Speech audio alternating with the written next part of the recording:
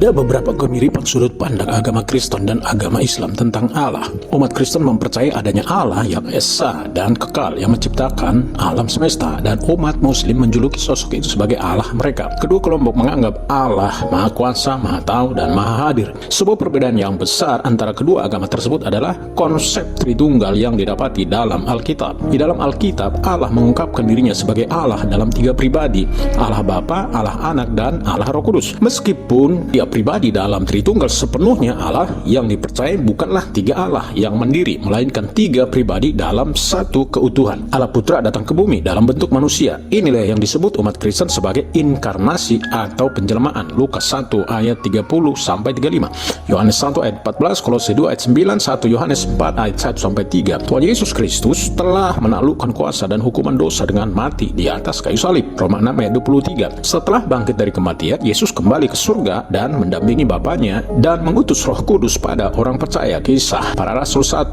ayat 8-11. Suatu hari nanti Kristus akan kembali untuk menghakimi dan memerintah. Kisah Para Rasul 10 ayat 42 dan 43. Mereka yang telah mempercayai Tuhan Yesus akan hidup bersamanya, namun mereka yang menolak mengikuti Dia akan terpisah daripadanya ke tempat yang disebut neraka. Bapa mengasihi Anak dan telah menyerahkan segala sesuatu kepadanya. Barang siapa percaya kepada Anak, ia beroleh hidup yang kekal. Tetapi barang siapa tidak taat kepada Anak, ia tidak akan melihat hidup, melainkan murka Allah tetap ada di atasnya. Yohanes 3 ayat 35 dan 36. Ada 2 pilihan antara: 1. Yesus menanggung murka Allah bagi dosa Anda di atas kayu salib, atau 2. Anda yang menanggung murka Allah atas dosa Anda di neraka kelak. 1 Petrus 2 ayat 24. Ketritunggalan Allah adalah hal yang pokok bagi iman Kristen.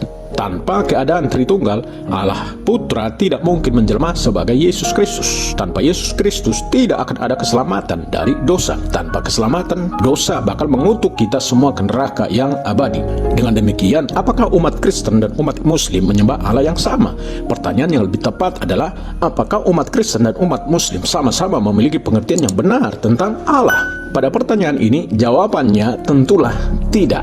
Karena perbedaan yang begitu besar antara konsep Kristen dan konsep Islam tentang Allah, maka keduanya tidak bisa benar sekaligus. Hanya Allah dalam Alkitab yang menjelaskan dan menuntaskan masalah dosa dengan mengorbankan putranya. Karena begitu besar kasih Allah akan dunia ini, sehingga Ia telah mengaruniakan Anaknya yang tunggal, supaya setiap orang yang percaya kepadanya tidak binasa, melainkan beroleh hidup yang kekal. Sebab Allah mengutus Anaknya ke dalam dunia bukan untuk menghakimi dunia, melainkan untuk menyelamatkannya oleh Dia.